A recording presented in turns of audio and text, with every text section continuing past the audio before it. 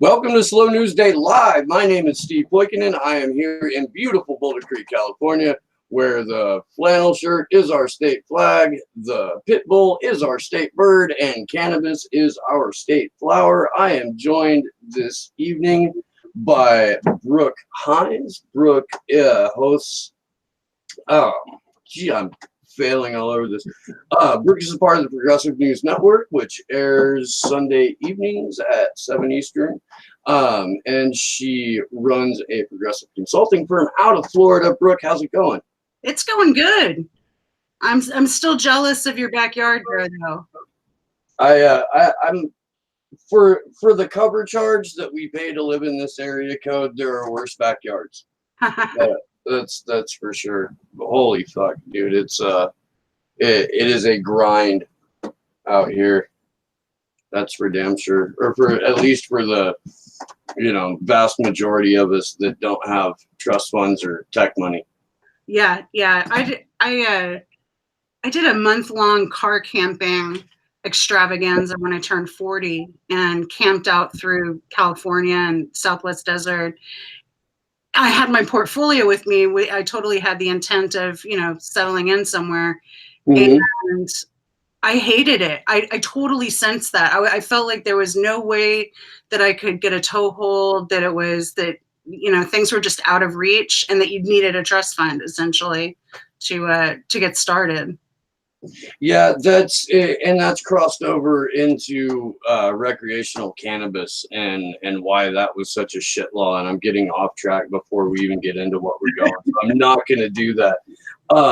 We're here today to talk about an explosive, and I don't use that like ever on this show, but this lawsuit filed by Ty Clevenger is a massive blow to the face of not only the Russiagate conspiracy, but the Mueller report, the charges against Julian, or the public court case against Julian Assange.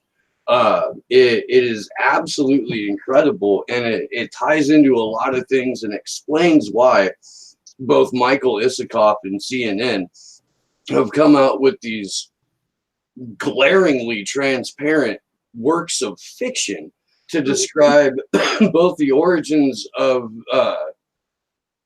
the allegations that Seth Rich was murdered by the DNC,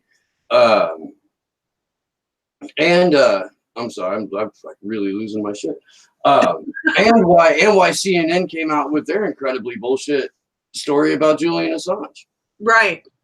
Well, this story was posted on Twitter by Ty Clevenger, the attorney who filed the complaint. And someone who had seen my story that I posted last week on Friday, someone who had been talking to me on a thread, alerted me to this being out there. So immediately I was like, okay, this could be interesting. This is Ty Clevenger representing Ed Butowski, who was the businessman from Texas who funded the private investigation of Rod Wheeler into the death of Seth Rich. And so Ed Butowski has been in a legal battle with Rod Wheeler for quite some time, and he was able to get the Rod Wheeler. That's a whole separate story that I'm not going to go into, but it's significant to mention because Butowski was able to Rule 11 the Rod Wheeler lawsuit out of court, which is that never happens. That means that lawsuit was brought with bad faith, and it's courts don't like to do that. So he got a big win on that one lawsuit. Now this lawsuit, I was just counting up the number of law firms on here. There are 4 law firms that are the kind of law firms that have law firms that handle their business. And on top of that, he's named Turner Broadcasting, Anderson Cooper, Gary Tuchman, Oliver Darcy, a bunch of people who work for CNN. He's named the New York Times, Vox Media, and then certain people who are within those companies. So this one complaint has probably touched, I wouldn't be surprised if this hasn't touched the desk of 60 lawyers since it was filed. Like, that is how many people are involved, and how many people who are involved who are going to bring teams of attorneys with them, not just, like when you get a divorce and you've got that one little divorce attorney there. It's not like that. These guys come in the room with like 6 people and cases of material.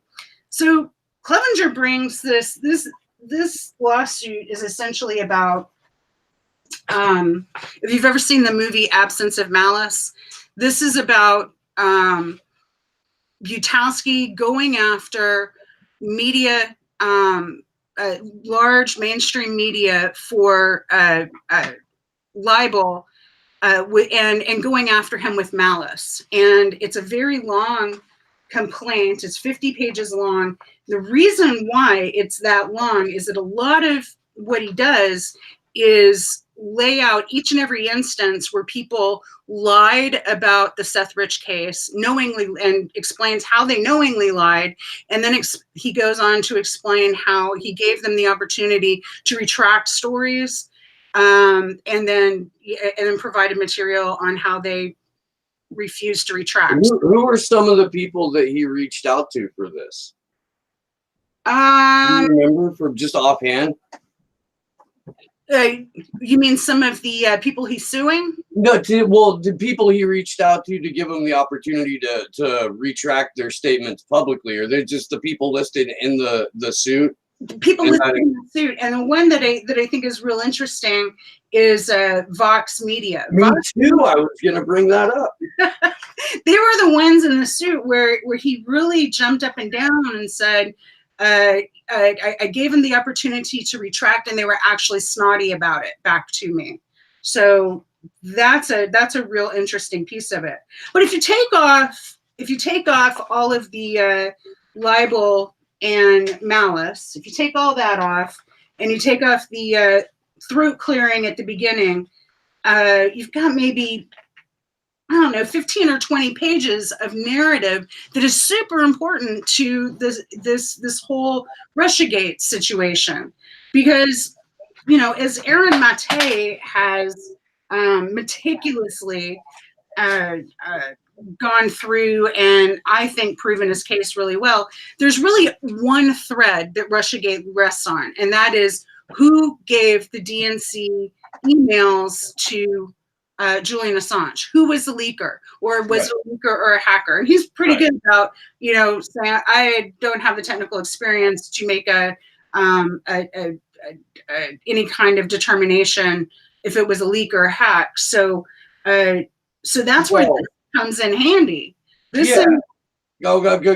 ahead, but just real quick. I mean, we know it wasn't a hack because veterans intelligence professionals for Sanity's looked at it. But Consortium News reported on it extensively. When Disobedient Media was around, it was reported on extensively. Jimmy Thor's talked about it. He's had a couple of those people on his show.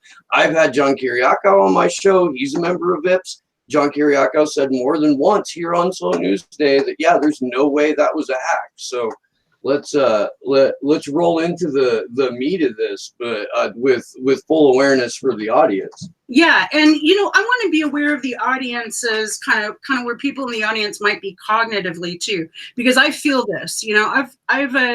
I've followed this story from the very beginning, and and within myself, I can reflect and sense that one part of my brain wants to say that there's social pressure. One part of my brain responds to social pressure, and one part of my brain is saying there is all of this social pressure and all of this media saying one thing, but then the other part of my brain that is rational and doesn't live in cartoon world knows that there's another story that I've been following from the beginning. And so, God, where's a good place to start? Let's start from the beginning. Yeah. In his narrative, he starts out with having had a conversation with the sister of a lawyer who is representing Julian Assange, and her name is Ellen Ratner, and the lawyer's name was Michael Ratner, and he's since passed away. Yeah. She went to visit Julian Assange in London on a 6-hour layover flying back from Berlin. And on that trip, Julian Assange told her that, and this is in the complaint, he told her that Aaron and Seth Rich were the leakers, and she also had a message that she wanted Ed Butowski to take back to Seth Rich's parents.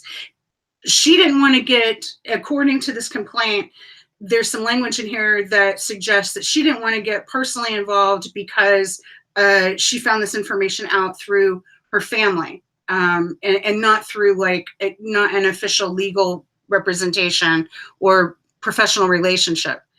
So Ed Butowski sits on that information for a little while, about a month and a half, maybe 2 months, and it's not clear. He doesn't state the exact date that Ellen Ratner was in London seeing Julian Assange, but from what I'm gathering from other material, it was before the election.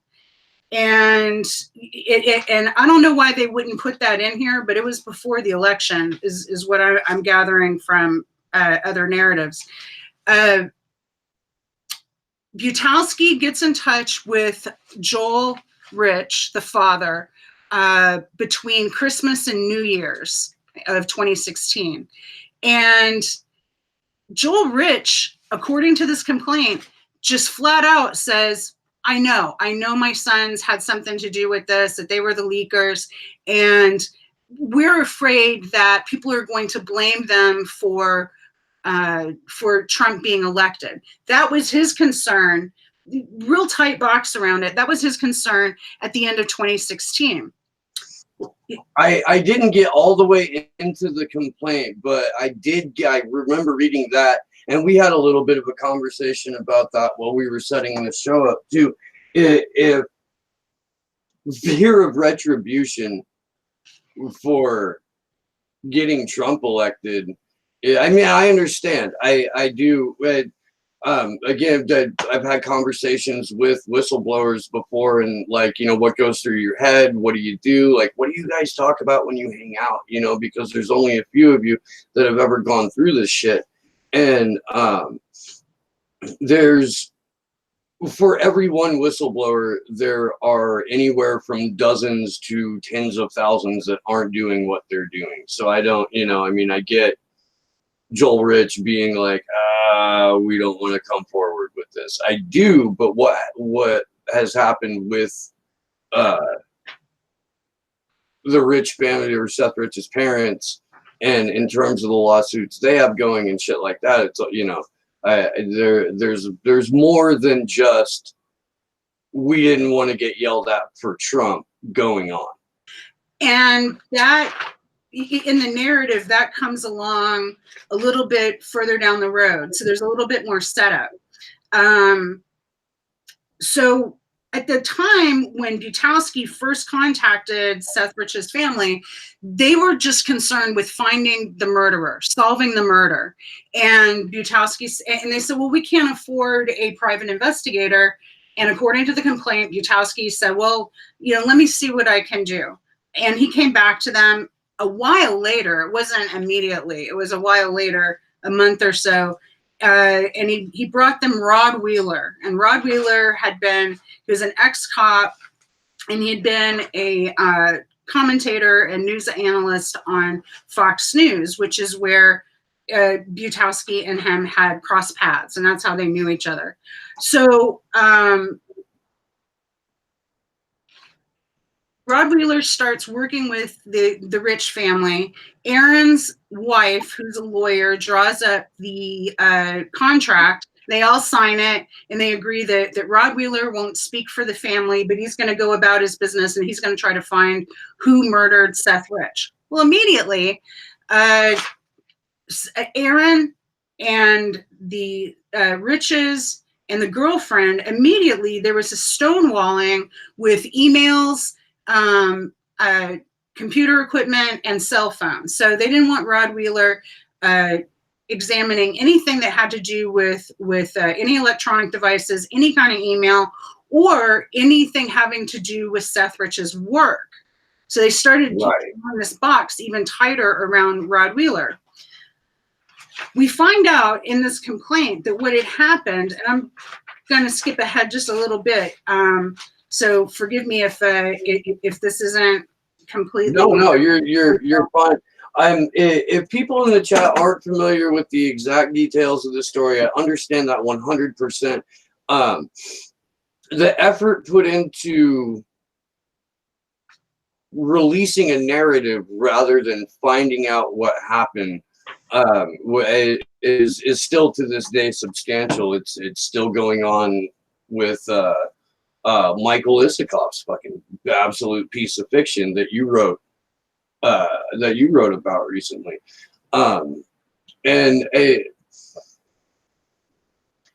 Yeah, so I get it, but yeah, no, go ahead and skip ahead wherever you need to, because there are a lot of good sources for information about Seth Rich out there.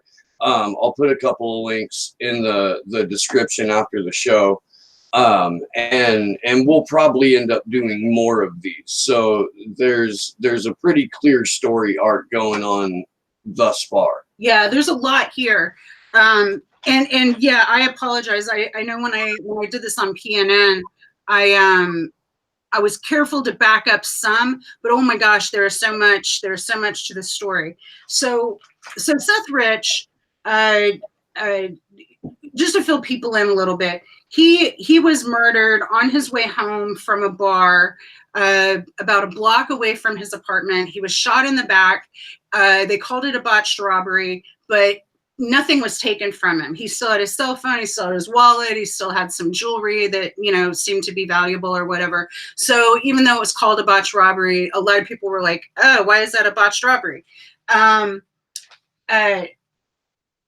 There had been, over the summer, right, everything in the complaint is an allegation. So I should be very careful to say that, this is Ed Butowski's side of the story. This is his narrative that he's putting down. This isn't me saying it or even buying into it. What's important for everyone to understand is that this is a lawsuit that is now in the court. And so if everything goes forward, there's going to be discovery, there's going to be subpoenas, and people are going to start having to go through each one of his claims one by one and determining the truth value of them, But right now we have this giant, piece of stuff right here. So one of the people named in this lawsuit is Brad Bauman of the Pastorum Group. Brad Bauman, almost immediately, as soon as Rod Wheeler started working for the Riches, the DNC hired this PR guy, Brad Bauman from the Pastorum Group.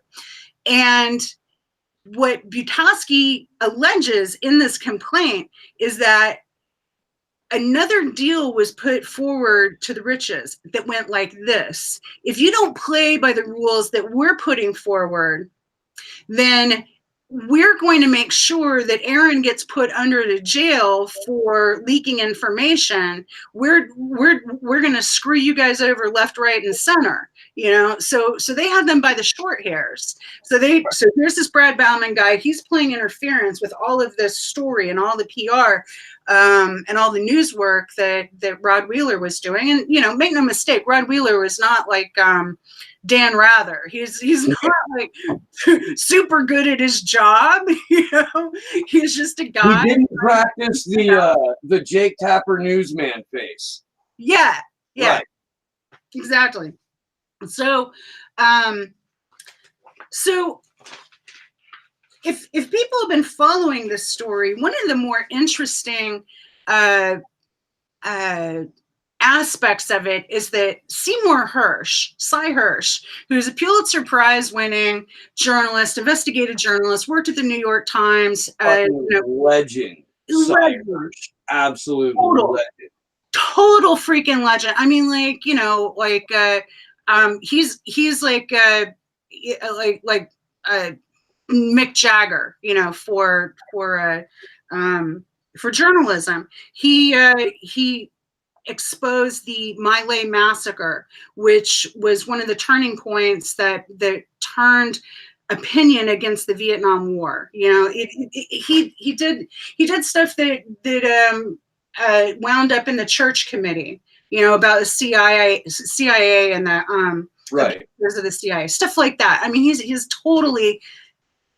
I would not question Cy Hirsch on this stuff at all. So what he did was he had a conversation with Ed Butowski, which is on YouTube, and it's on the channel called Debunking Rod Wheeler. It's about 6.5 minutes, and it's Cy Hirsch presumably talking to Ed Butowski, and he's saying that that he doesn't believe that Seth Rich was murdered per se. He thinks that he's. I get the feeling that he's just leaving that as it lays. Just let that sit there. He said the more important thing to know about what's going on here is that from his sources within the CIA, within the FBI, he knows. Cy Hirsch said that he knows that the FBI got into Seth Rich's computer and found communications to WikiLeaks and found further that that there was an amount of money that was talked about. They talked about how they were going to exchange money, and they talked about how they were going to exchange the data files. Oh, and he gave, according to Cy Hirsch, there was a smattering, a sampling of emails that he gave to WikiLeaks to prove that he had the goods. So right there, you've got the setup. Now, yep. And that's a fantastic story right there. And I've waited ever since that piece of audio came out to get just a little bit more information on it. And finally, in this complaint, it's item 57 is where Ty Clevenger and Ed Butowski actually addressed this in the complaint. He said that according to Cy Hirsch, and they say, who is by no means a Republican or a Trump supporter, he could find no media outlet willing to publish the Seth Rich story. Cy Hirsch, in that piece of audio, talks about how he has a long form story about this, and that it was a Brennan operation from the beginning, that it was CIA, and that the CIA hatched this plan and people within the FBI jumped onto the plan. And the plan was to start Russiagate. The plan was to make Trump look like a ridiculous, Russian villain or something. Okay, hang on real quick. And what does that do to the narrative from Shattered? How do you view the authors of that book? And because the narrative in Shattered says that Russiagate was cooked up by fucking Robbie Mook and John Podesta over some Shake Shack the night of the election. Well, because it wasn't Robbie Mook and the Shake Shack gang actually cooking that up out of whole cloth that night. The idea had actually been cooked up, and it's actually in this complaint. It's alleged that the idea was cooked up on May 15. It was right around the time that Ted Cruz dropped out of the race. And the idea for the plan came from within the FBI, and it was the same working group, by the way, that was supposed to be investigating Hillary Clinton for the email malfeasance with her email server in the basement of her Chapel. So this is where McCabe comes into play in the story? This is exactly where McCabe comes in, because all right. Cy Hirsch says that he obtained his information about Seth Rich from Mr. McCabe, the deputy FBI director. And he got that information not later than December of 2017. So now I don't think that Andrew McCabe is his source, like Andrew McCabe talked to him. I think that he had somebody inside who read a file that was issued by Andrew McCabe. I think that like a memo or some shit like that. I think that's what he's trying to say right there. I know that Mueller's FBI and, well, actually from Hoover on, there was a point there in the 80s where they didn't memo as much, but internal memos are what people in the upper echelons of the FBI do almost religiously, because they're all fucking guilty of a lot of shit, and they're eventually gonna have to play a card or two or fucking throw themselves on their own sword in order to keep the fucking the grift going. Right. And so people literally have to be on the same page. Yeah. And speaking of being on the same page, this is when Donna Brazile comes in. So all of this is happening really fast, right around the time Rod Wheeler is hired and Brad Bauman is hired. Donna Brazile then goes to, alleged in this complaint, Donna Brazile then goes to Andrew McCabe and the mayor of Washington, D.C., Mayor Bowser. And what she did was she got the FBI to bury all of their memos and all of their information on Seth Rich so that nobody could get to them, so that they weren't available through Freedom of Information Act. And then they got the mayor to interfere with the police chief, Kathy Lanier. There's some really good video of Kathy Lanier talking about Seth Rich, and then like a couple of days later, dropping how she talks about Seth Rich. And what this complaint does is it kind of fills in the blank that that Donna Brazile and Andrew McCabe stuck their noses in and said, you are going to stop investigating this. The detective who is in charge, there's a story, his name is Patrick Howley, and there's a story in Big League Politics that was filed on August 2, 2016 or 2017 that lays all of this out. And this homicide detective who was in charge of solving the murder was flipped out. You know, he was like, well, I'm trying to do a job here. This is a murder. It's supposed to be important. And they absolutely scuttled the investigation according to this allegation. So real quick, if all of a sudden I just like mute myself and gesture to you, there's for like the last 4 days, PG&E has been doing line surveillance, and we're also going to have mandatory rolling blackouts in California, apparently. Because PG&E is bankrupt now and they need to cut energy costs. They committed murder. Oh my gosh. At any rate, if I mute myself real quick, there have been helicopters buzzing all over around us for the last 4 days at like 220 feet off the ground. To me, they've probably broken their 200-foot limit a little bit. But so yeah, that's big fun. Wow. Yeah. So, and you had just asked about the how the Russiagate narrative started. Yeah. And because the narrative that we have coming out of Shattered is completely different. And I'm going to look up who wrote that right now, because I'd like to find out a little bit more about them if they're putting out a narrative that, people in lefty media picked up and ran with as this is a legitimate thing that happened. Look, you can point to it. Here's the source material. Yeah. And, I read Shattered a while back, and they might have mentioned this next thing that I'm going to talk about. Okay. But nobody had a context for it at the time. So that's probably why it didn't stick if they mentioned it. So this complaint alleges that on March, that it was early on when CrowdStrike was brought in by Perkins Coie, which is the law firm that went to court and argued that the DNC is a private entity and you don't have to actually run fair elections or anything. Like, what are you thinking of?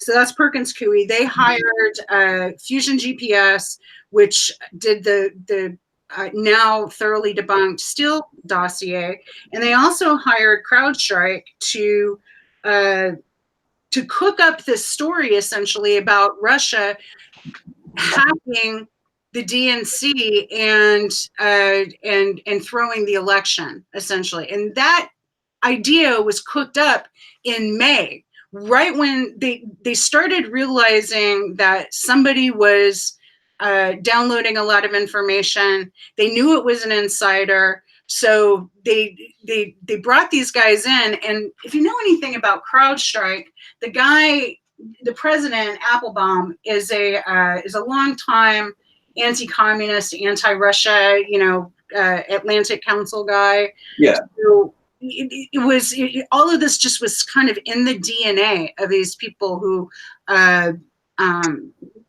wove this narrative. They came up with, according to this complaint, they came up with the whole Russiagate thing like in May. And the leaks didn't happen until much later. The handoff for the leaks would have been sometime late May, early June. And they were already cooking up this fake CrowdStrike report, allegedly fake, according to this complaint. Blah blah blah, and that became the backbone of the whole Russiagate thing. And it's explicit in here too, and real important to understand that the Democrats didn't think that they could go up against Trump as Donald Trump. This is so fucking bizarre, because after they Pied Pipered him and they were like, oh, Donald Trump is the person we want to run against because he's the most absurd candidate. Yeah. They were like, oh, well, we have to. Oh, shit, we built the monster and now it's coming to get us. Exactly. And who could have seen that coming? But they didn't have the courage of their own convictions. They didn't think that they could win fair and square against them. They wanted to have this H-bomb in their back pocket and be able to say, oh, well, not only is Donald Trump and a total crook and a philanderer and rapes women and all of this stuff. They didn't put that front and center. What they put front and center was this fiction that he was some kind of Manchurian candidate for Russia, which is freaking absurd on its face. And I can't believe that people actually bought into that. I mean, like, that's just aside from this report. I mean, if you just take the Russiagate narrative on its own, take it out of the context that we've all lived with it for 2.5 years, and you were to just look at it, you would think somebody's freaking insane. You wouldn't write that as a script, It is a script. I've had a guy on this show who works in Hollywood as a writer and worked out of an office for a fucking firm that contracts with the DNC that writes them scripts. Oh my God. They write talking points, they write speeches. He fucking was part of a team of like 2 or 3 people that wrote DNC vice presidential acceptance speeches for Elizabeth Warren, Tim Kaine, and 2 other people who I can't remember off the top of my head. In fucking like July. Wow. No, yeah, it was before California, so end of June. They were writing these speeches for these potential VP, the final 4 VP nominees. That's crazy. That's absolutely crazy, and it's so far from how people who've really drank the Kool-Aid of the party want to latch on to the West Wing and believe that all of these people operate from the highest of moral standards and that they're all real educated and learned and all this stuff and it's all rooted in Jeffersonian fucking this and that, and it's fucking script writers. I can't. I love that. I wish Jason was here. I don't know if you've ever caught a show where Jason Carney has been on with me, but he's got the Aaron Sorkin ideal like in his head that this is a thing that can be achieved like and I fucking I give him so much shit for it. It makes me feel good that you said that, because Aaron Sorkin has really fucking ruined a lot of, like, as much as Rachel Maddow gave people brainworms, there's people who have Aaron Sorkin brainworms too, and you just won't fucking shake them. Yeah, and it's not creative on my part. A lot of people have written about it and talked about it. There was a real good Citations pod. What's his name? Adam Johnson, and I forget his partner's name. They did a really good podcast on how the West Wing was super neoliberal. Like nobody would get behind the policies today that they were putting forth on the West Wing however long ago that was. Let me see what else is important in here. Back to Seth Rich. Yeah, back to Seth Rich. So we're, according to the narrative, at least following along the narrative, we haven't even got to the July 12th. We've got information on Hillary Clinton announcement yet. No, and that came up last night in the Julian Assange business. That was supposedly like this big screaming exclusive on CNN. And, they were positing that Julian Assange had been doing journalism out of the embassy. Yeah, that's he had regular meetings, regular contacts. He was basically running a media empire out of there, and not just his own, but like through other outlets and shit. Yeah. I mean, it was the actual lead to that story had the word potentially in it. So it was it's exclusive. Julian Assange was potentially doing this stuff that we would be screaming about if he were really doing, it's just, freaking absurd and ridiculous. I was just finishing up reading this complaint last night, as a matter of fact, when Rachel Maddow started. Oh, good Lord. Yeah. We had MSNBC on, and all of a sudden she starts going into that. Command post for election meddling.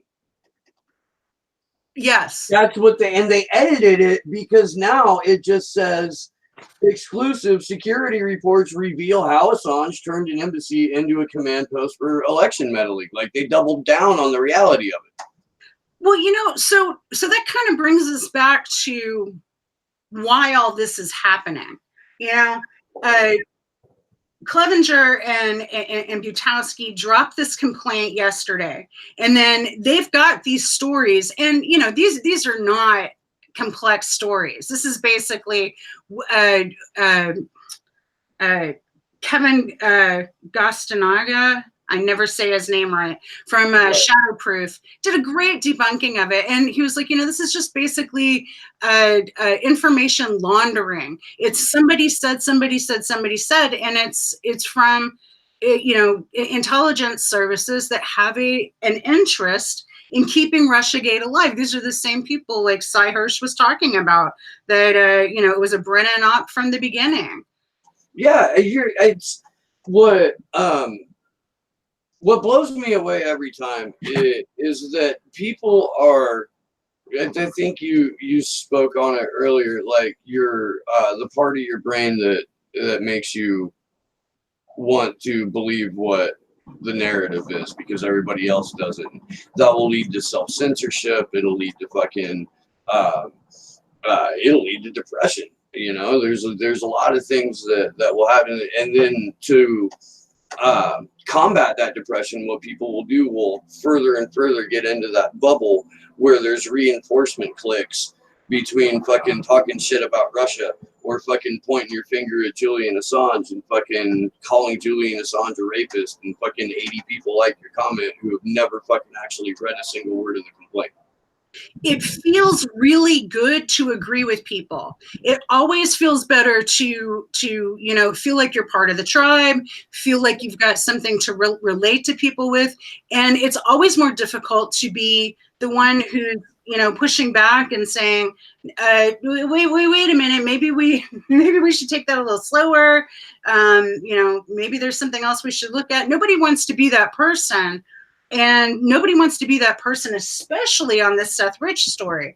And, yeah, because even Jimmy Dore to this day runs away from him. And Joe Rogan flat out told him when he had him on, like, yo, look, dude, you might want to revisit that, homie. And fucking Jimmy was like, nah, pass. Yeah, because Jimmy Dore is already... He has so much political capital already expended on the things that he already does and does very well.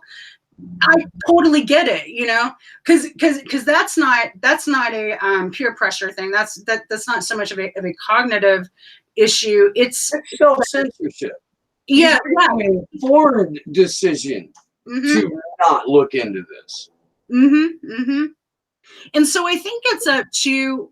I really think it's going to take somewhat of a grassroots effort to push back on this Russiagate narrative, and one of the ways on social media that, people try to come at you as a leftist about is, oh, well, everything you're talking about is stuff that right-wing people agree with, so you're agreeing with like MAGA people and this and that. And, like a broken clock's going to be right twice a day or whatever. But, the fact of the matter is that this is an unsolved murder. There's enough hinky shit around it that aligns perfectly with everything that we already know about the way that the DNC does business, about the way the DNC did 2016 and fucked over Bernie and, everything that happened there. This all lines up, so the Isikoff article is really fucking interesting in that context because he publishes that article. Yeah, I'm glad you brought that up because Michael Isikoff is famous for being wrong and making shit up. And people give him a pass every single time. Like I guess they trot him out because reasonable people discredit everything he says, but the fucking idiots that are just tied to that screen. Yeah. Well, and if they were, these fucking idiots would pay attention to, things that are actually being said. Michael Isikoff himself said that he trafficked in false information and, quote, the media should have been more skeptical.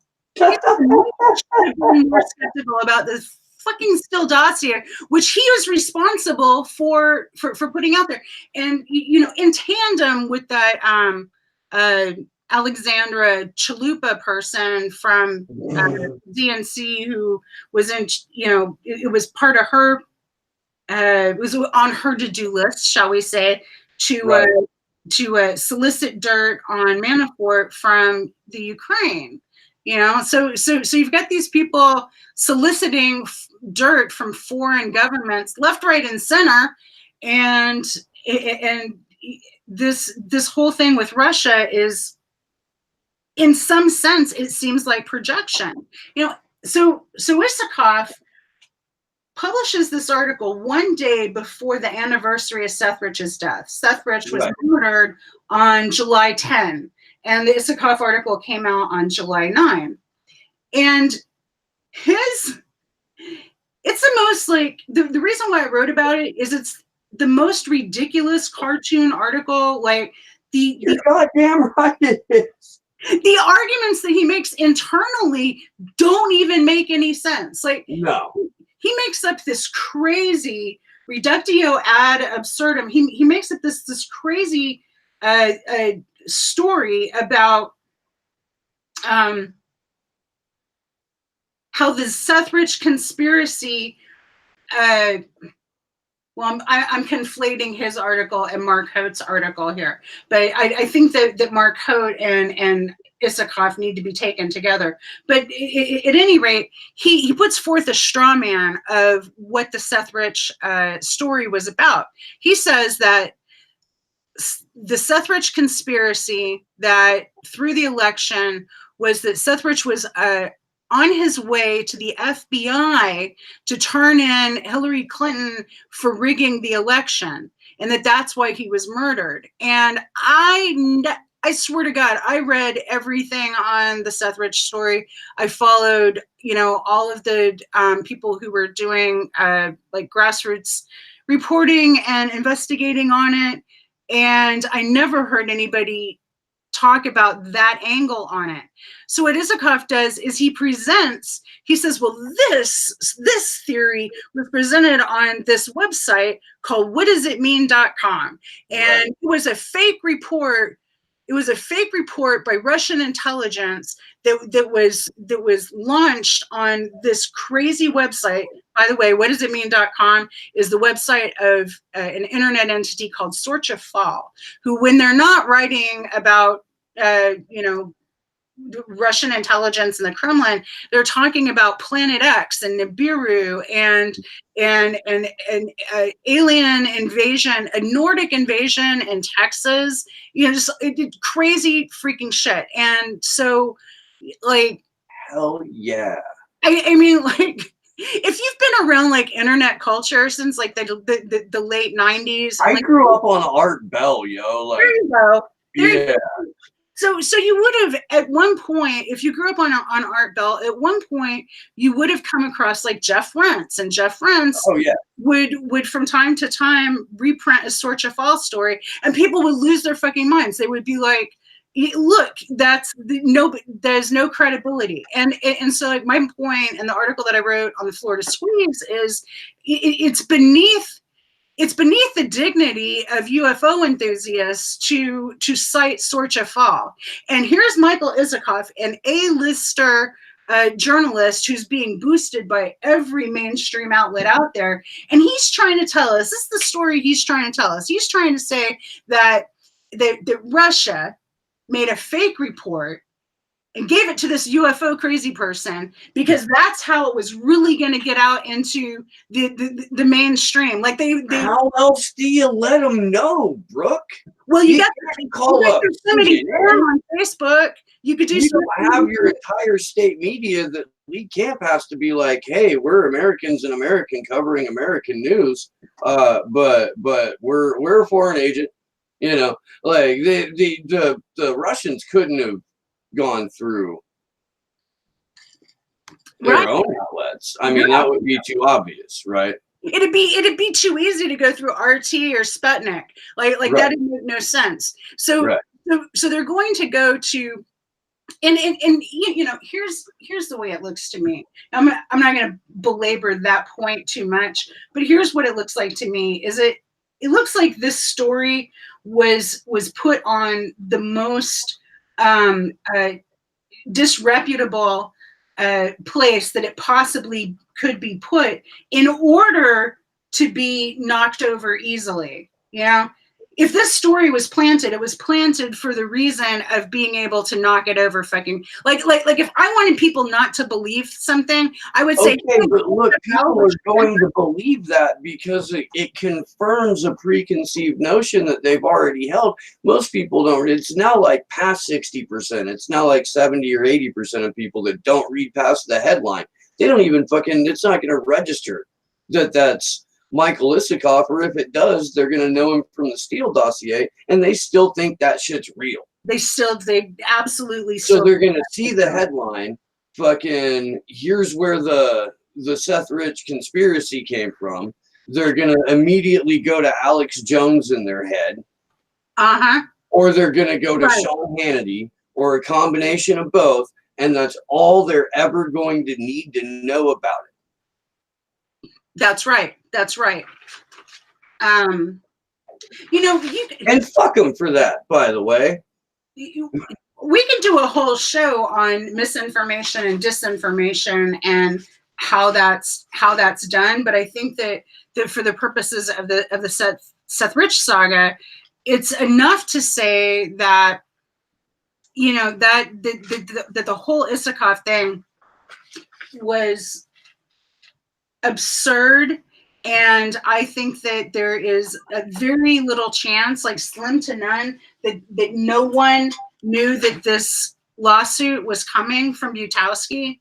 I mean, he's been, this is the only reason you put that out is to get that headline in people's memory before the story breaks that, oh, the entire Seth Rich Russiagate Wikileaks narrative fell apart.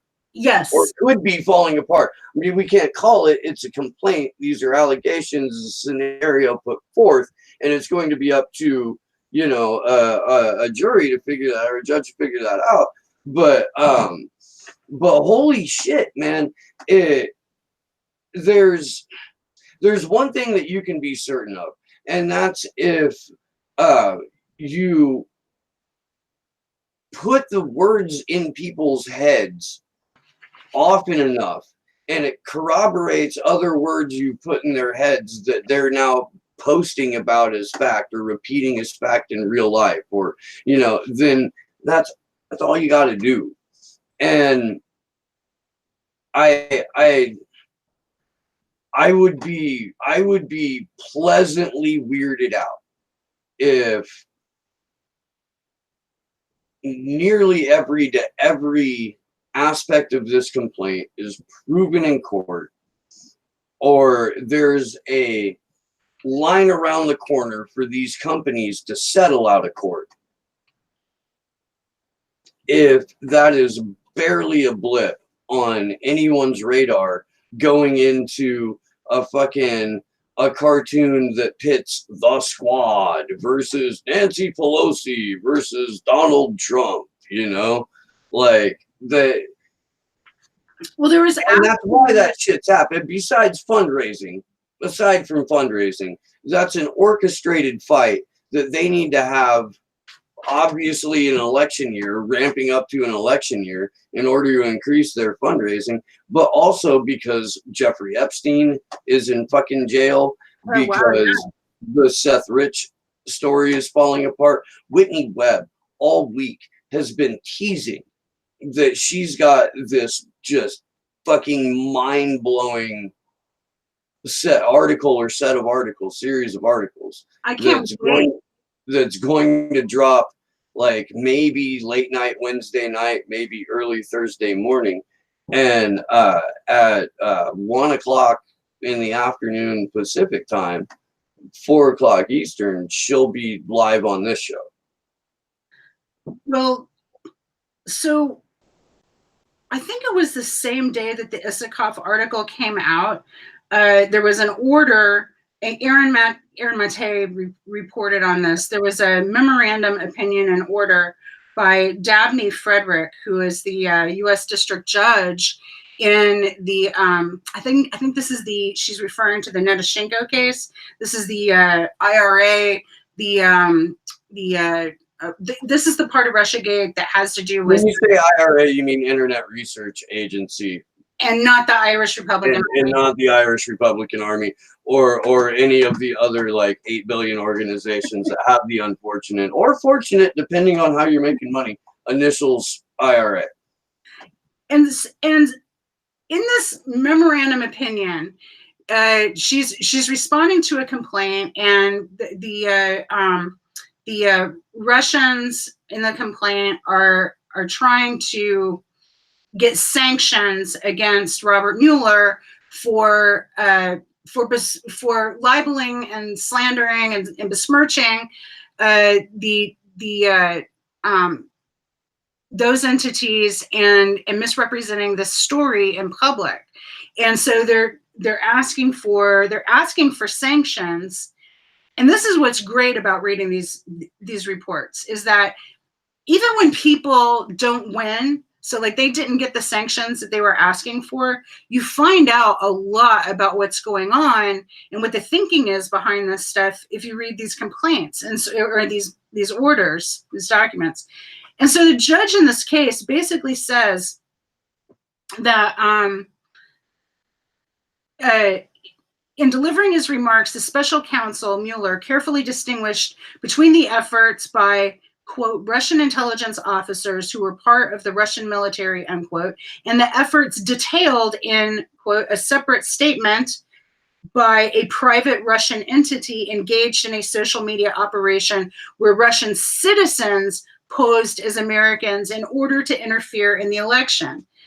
Okay, that's a little confusing, but she's contrasting a stronger statement, which is that the Russian government was doing all this shit, with a much milder statement, which was the IRA is a bunch of citizens who were just out of a troll farm, and they were doing memes on the internet. So she's contrasting these two things, these two statements, and she's saying, she says later on in the order that she talks about progressive discipline, and she talks about how we never sanction the government first. We always assume they're acting in good faith.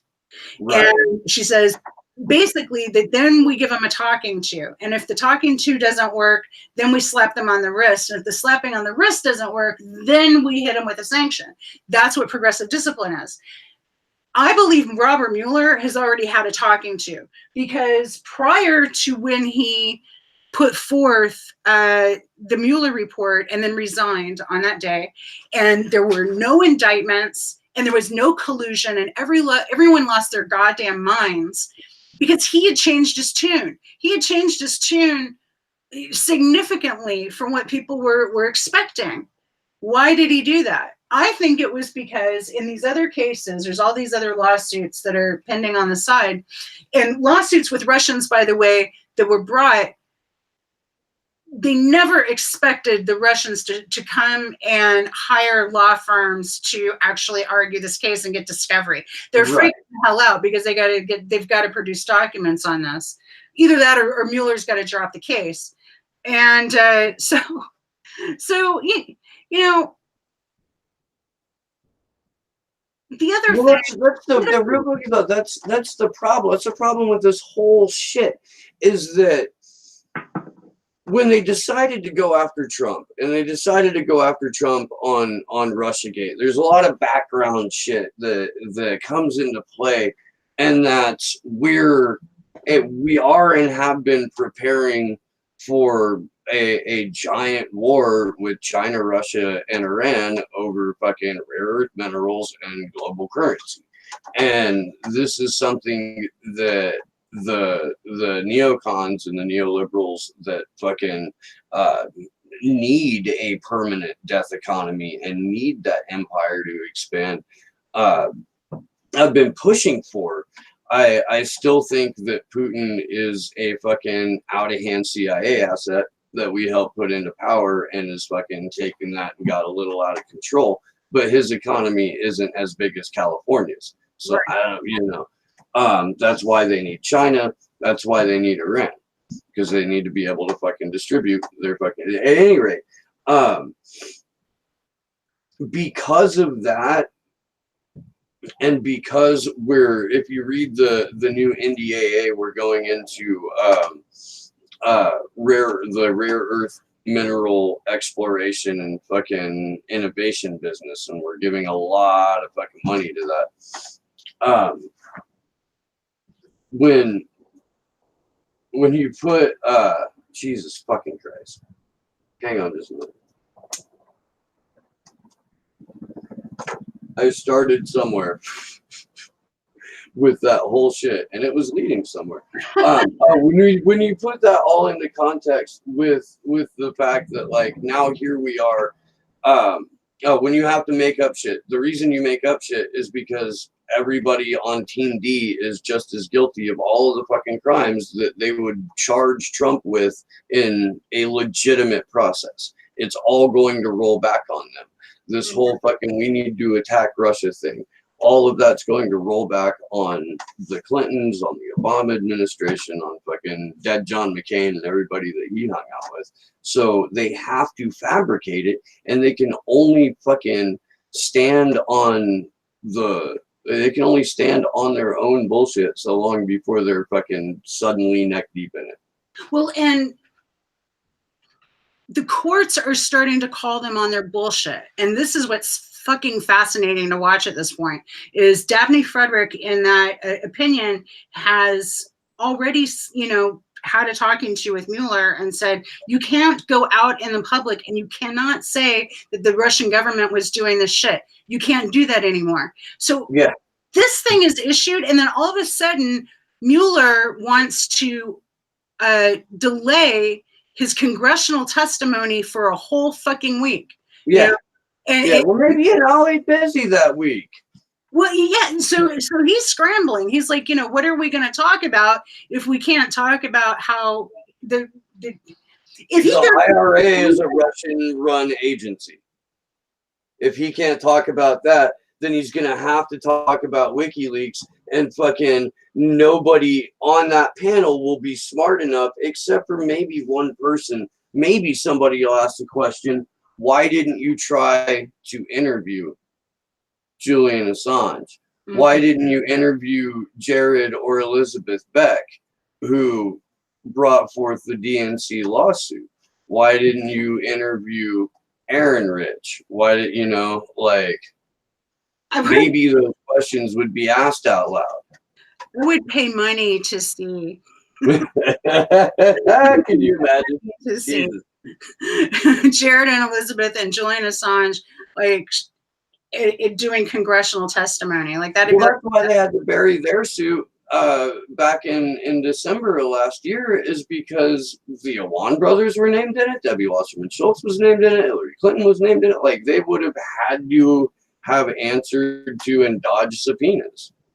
Is that still an appeal? Are they still? No, I think it's still an appeal, but there's the last time that I haven't talked to Jared in a while. The last time that I talked to him, he was pretty clear about they have other clients outside of this, and they have a lot going on. For sure, and there was a lot of. They got caught up in the Seth Rich stuff because their process server, Sean Lucas, was dead, became dead while they were doing this. I don't know. They had two separate witnesses just kind of up and die on them. And they had those weird phone calls that were threatening. I mean, so small law firms are like that is a classic mom and pop business. I mean, imagine that kind of drama being beset upon a bakery, because it's kind of the same thing. You don't have the bandwidth to deal with all of the bullshit. No. But to circle back to Seth Rich, and I don't know how much time you have, but I should probably wrap up here in the next 10 or 15. And I got a date wrong earlier. It was June 12th that Julian or WikiLeaks announced that they had these emails. Not July 12th. Somebody in the chat was like, "Yeah, it was my birthday present." So it's easy to mix up June and July because the Seth Rich murder was in July. The emails were talked about in June. It was almost a month to the day too. It's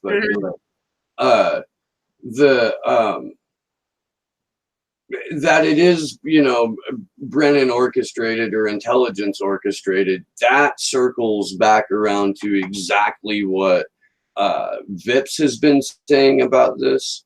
It circles back around to the Podesta emails that exposed the CIA's programs where they can come in and put in fingerprints of any origin or any fucking country that they feel like.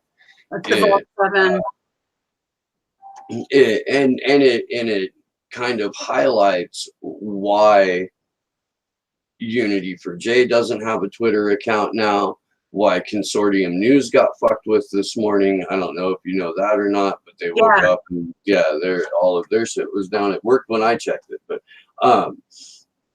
the amount of effort being put into silencing factual information about Seth Rich or the DNC in general, or just how fucking blatantly obvious they're screwing over Bernie Sanders again, and they're just rolling with it. Or like, well, think about how big this is. So, if I believe Russiagate is hanging by a thread. I think that because I believe in the courts, and I believe that there is a way to get some truth out of the courts. It doesn't always work. It might not work in Butowski's case, but I see some movement at least happening on those other lawsuits, especially the one with the IRA, and they are spinning so furiously with the Assange story and with the Isikoff story to push this Russiagate thing before Mueller has to go to Congress. Because I tell you what, when he gets in Congress and he's testifying, he is going, I guarantee it, and I hope I'm not wrong, he is going to have to stay within, he's going to have to color within the lines and not start spouting off about, Russia, hacked our elections. He can't go there. He's been told not to go there. So that presents a really big problem. If I were him, if I was in his position, and I really wanted to perpetuate this myth or this lie, I would find a reason not to show up to testify, because he's exposing himself there really bad. Yeah, well, and it seems like this is a settling of old personal grudges within the upper echelons of the unelected state, because Bill Barr is CIA from way back. Mm-hmm. Now he's back into play. Elliot Abrams back into play. They've got fucking Mike Pompeo still lurking around somewhere. And now we've got a potential merger with Raytheon and United Technologies, and the current acting Secretary of Defense is a previous Raytheon lobbyist. There's all these, and they're all like, people want to see Mueller's head for this. And then there's people who are part of that the Clinton loyalist faction that would love nothing more to see Bob Barr's head for this, and they all come out of the same fucking office. Well, so the Bob Barr, I'm glad you brought up Bob Barr, because he's mentioned in this complaint, and he's actually mentioned in the story that Ty Clevenger did that was announcing this complaint. And recall that Bob Barr announced that he was going to declassify all of the documents that had to do with Russiagate, and he was essentially opening up an investigation into Spygate. And so what that did, when he did that, he was able to get production. He's already had a letter of approval. He's got confirmation that his FOIA is being honored finally for the FBI documents on Seth Rich and on a number of other issues. So, I personally don't do FOIA stuff. If there's people out there who do actually do FOIA stuff, this would be interesting stuff to dig into, because this is a whole batch of brand new declassified. Maybe I'll start doing FOIAs. There's a wild ass Twitter account that calls itself Pepe the Unredacted Frog that has a treasure trove of FOIA documents. I gotta write that down. Pepe the Unredacted Frog. Correct. I like Muckraker a lot too, even though Muckraker really tries not to sensationalize what they're doing. It's a really good clearinghouse for information.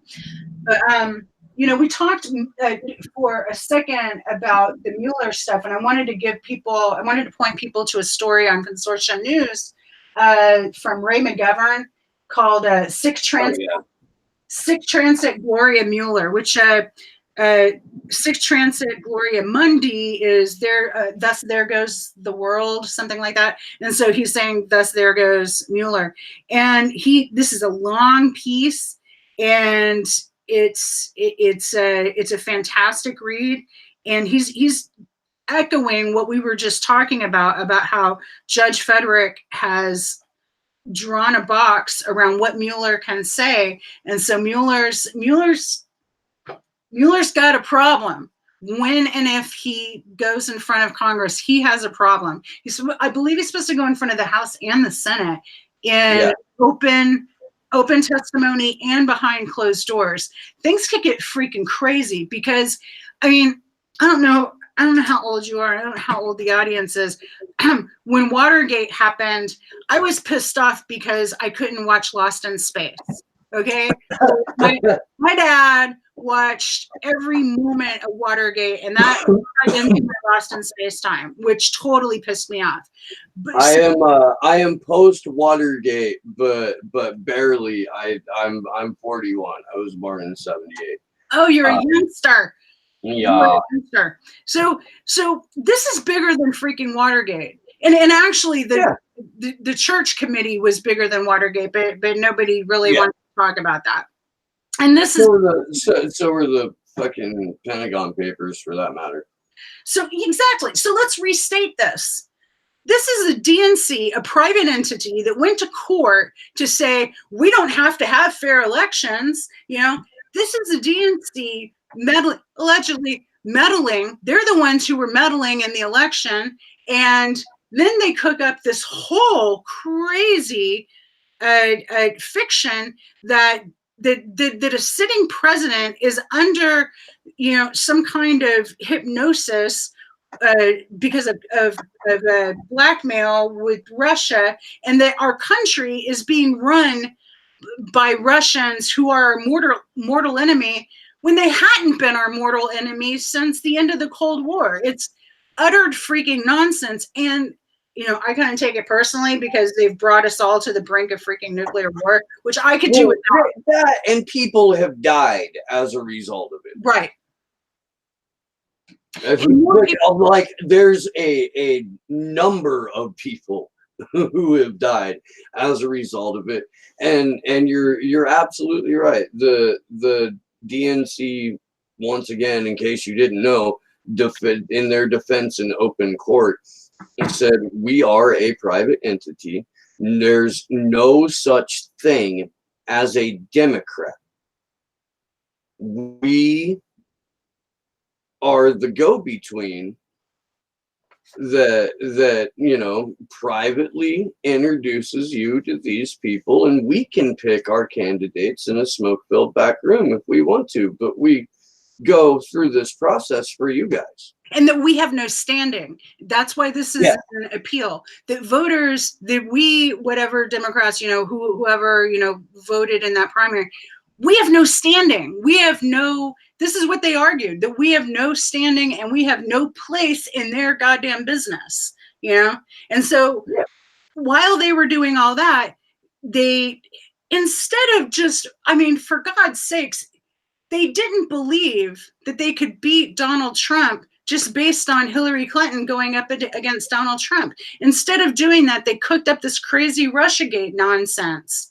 And he was the Pied Piper. He was who they wanted to run against. He was the one that they thought for sure would lose on his own. There is so much losing going on here by the Democratic Party that it just...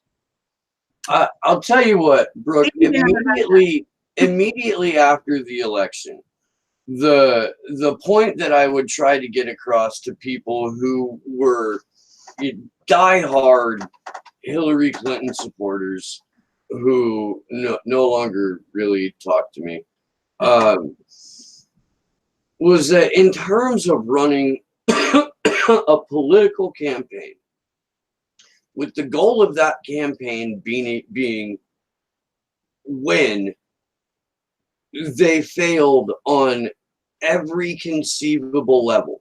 Their messaging was horrible. They spent their money wrong.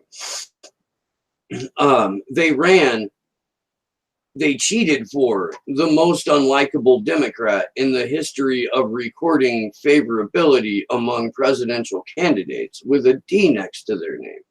They directed the media to give over $1 billion of free airtime to Donald fucking Trump, a goddamn game show host, and like open fucking bigot. These are not calculations of a well-oiled political machine intent upon achieving their goal. Donald Trump could not have won without the help of the DNC and the Democratic Party. And never making a fucking issue about goddamn interstate crosscheck and the other fucking 15 days from Sunday that the GOP legitimately does rig elections every time we have one. Well, and then that kind of makes me wonder if it's just the GOP. Well, no, I mean, it's clearly not. We've got Tim Canova's race down in Florida where there's video of people pulling up to an Enterprise fucking rent-a-truck, and just carrying in unmarked boxes of ballots and throwing it in there. New, like janitor's closets, utility closets, stuffed full of ballots. We've got machines that go down that all of which are contracted with the fucking through the same IT company that the Awan brothers are associated with. That's who was handling Broward County's tech. Wow. We've got Brenda Snipes openly admitting and fucking having to step down in shame for her part in fucking openly, brazenly rigging that election. So, all of this, taking all of this together, no one could be blamed for imagining that Seth Rich was murdered because he was seen as, a liability, that, maybe they thought that they could get rid of him because of, whatever. It's not hard to go to leap to there once you've got the DNC saying we're free to rig elections and this whole crazy other Russiagate nonsense. They've proven themselves to be so crooked and so inept and just bad at being crooked that I could see them doing something like that. And I've been meaning to ask you, I saw a photograph of the party that Seth Rich was at the bar the night that he was killed. And someone was saying, it was in the context of this picture, and it was a group of everybody who was at the party, that that one of the Awans was there amongst that crowd.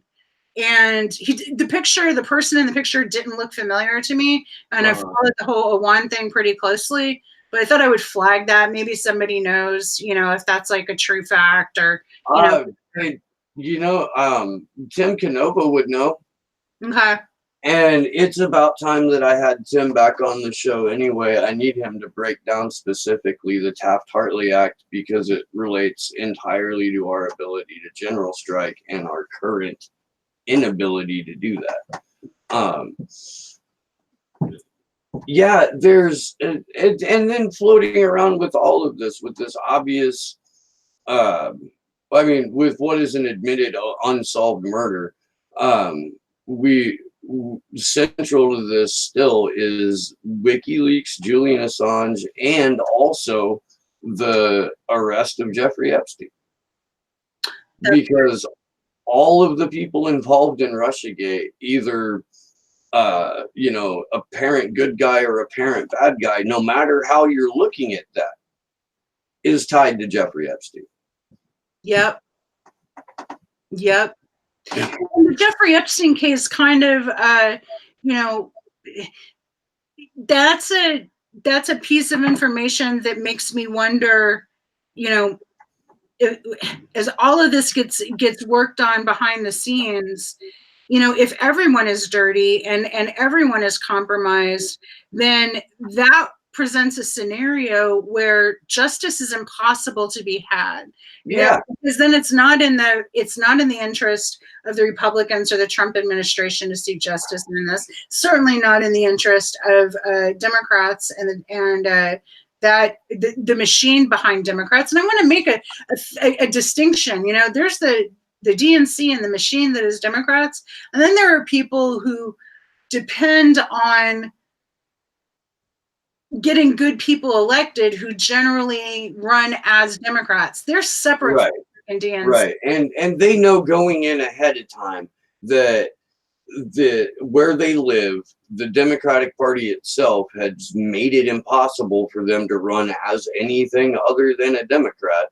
Right. And they are forced into, they sign on with this party because it's the only way for them to gain any visibility. And I think that social media and YouTube and podcasts and whatnot are breaking that narrative that you have to be a Democrat in order to get elected. There's there's people who are like open, I guess, Democratic socialists in Chicago. There's, our city council has everybody on it is no party preference. Like there's, so things you can point to prove that you don't have to be a Democrat. And that's why the DCC is blacklisting people. That's, they've got to maintain this duopoly. That's the D-Trip blacklisting anybody who works with people who challenge sitting Democrats, which is just freaking horrible. And they went after Justice Democrats for pretty much the same reason. So they're going to lash out. This is a dying organization, and when things start to die, they start to thrash around and get ugly, and there might be some fluids that happen, and then someone has to clean up the corpse. That's just the way that it goes. Well, and this is we're an empire in decline, so of course we have to gobble up more resources faster, and of course we have to extend and expand the propaganda effort to keep people behind us, and we've got to increase the punishments for falling out of line, and we've got to silence the voices of dissent from either side. And it can't be more clear, at least to me, but I think it's starting to sink in, at least among the people who don't vote but feel the effects of it, and the people that don't want to speak out of turn and are still inside that system, because it's got to be obvious. And that's why I can't trust Ro Khanna. Like, it's got to be obvious to him. Yeah, I definitely have some reservations about Ro Khanna. My dog Titus wanted to say hello. Oh, hi Titus. Hi, say hi Titus. No, Ro was Silicon Valley's money's choice for representative of his district. He's incredibly cozy with Rachel Maddow. He's incredibly nice to Nancy Pelosi and Hillary Clinton. And I guess if he wants to keep his job, he's got to be nice to those people. Yeah. And he looks like he's pretty interested in keeping his job. I'm going to reserve judgment. I have heard some people that I respect have issued reservations about Ro Khanna, and then I've seen him do some stuff that I was sort of like, why'd you do that? But so that's your congressman? No, he's a couple of districts away from me. We've got Jimmy. Never met a defense contractor I didn't love. Panetta. Oh, great. Yeah. Yeah, who is Leon Panetta's kid? And Leon Panetta, of course, former CIA director. Of course. Of course. Yeah. Yeah. Yeah, that's where we are. And for whatever reason, every time there's a proposal for a desalination project, like that's when Jimmy Panetta steps up and gets his environmentalist on, because he actually has to live in that area. And he knows what desalination plants do 20 feet out. Yeah. 80 feet out. A mile out, So yeah, he's a fucking, I don't know, dyed in the wool CIA Democrat. A year ago, I wouldn't have thought that a CIA Democrat was a thing or could be a thing. And, how many of them were elected in 2016 or 2018? It was at least 5. And I know that more than that ran, but no, I want no. There was 57 that ran, and I want to say that over 20 got in. Wow. Yeah. And I mean, you can count Pete Buttigieg among them. Like, my question has been, does anybody have like the LinkedIns or backgrounds? Like, how far back can we go with this? How completely, utterly infiltrated is every form of, every level of government and media been? And I still need to get that book, Finks, which is going to happen eventually. I'll shoot you a link about that. I've read it. It's a great book. It's you read it? Yeah. It came out a while ago, and yeah, that's kind of been an interest of mine. Is there were some stories a few years ago that the CIA was involved in promoting abstract expressionism, like avant-garde art in the United States. So like Jack Pollock and all those guys. And for whatever reason, they thought that was in their best interest to get involved in promoting art and a certain kind of art that undermined ideals of beauty or representation or realism and so on and so forth. Okay. Sure. I mean, why not, man? Why not? The more you look into it, the more you realize that, like, the Grateful Dead were all mixed up in that shit. The Beatles were all mixed up in that shit. There's a level you get to where there's just, whether or not you know it, you're putting a message out on behalf or through them. Have we ever talked about the dead conspiracies? I remember I had some. No, we haven't. We haven't at all. I had some friends that were on tour for quite some time, and one of them used to always say, like, "Where do you think that all of those good drugs come from?" I was like, right. That's a good thought. Yeah, no, there's it's, I mean, I was involved, and man, like, not at a level where as far as I know, that anybody that I directly worked for had a company background, but I can't say that a couple people removed didn't. I don't know. I can't know. It's not like they're gonna up and fucking tell me, or if I fucking found out, I probably wouldn't be here. But yeah, the level of infiltration within that organization makes it so at some point you have to realize that's a feature, not a bug. Right. Yeah, and I thought it was total bullshit back in the day, and I've completely decided, yeah, he was probably right. He probably knew some things. Yeah. Mm-hmm. All right, Brooke. Well, I'm gonna go ahead and sign off. Thank you so much. Brook Man. Hines writes at Florida Squeeze, hosts Progressive News Network. What's the site host for that? Go to my Twitter homepage. So it's just Brook Hines, Brook without any Hines.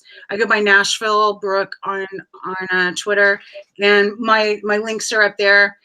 PNN we do PNN through Blogspot Radio because they have call-in ability, which is kind of cool. We've been doing this for years, and the guy who runs a show has been doing it for 9 years. So it was before like Google Hangouts were a thing, and so it just kind of legacy held on to it. All of our shows are archived on BlogTalk Radio. Kick ass. Well, thanks so much for hanging out and for breaking down this incredibly wild ass new complaint filed by Ty Clevenger. This has been Slow News Day. I'm Steve Boykinen. Good luck to us all.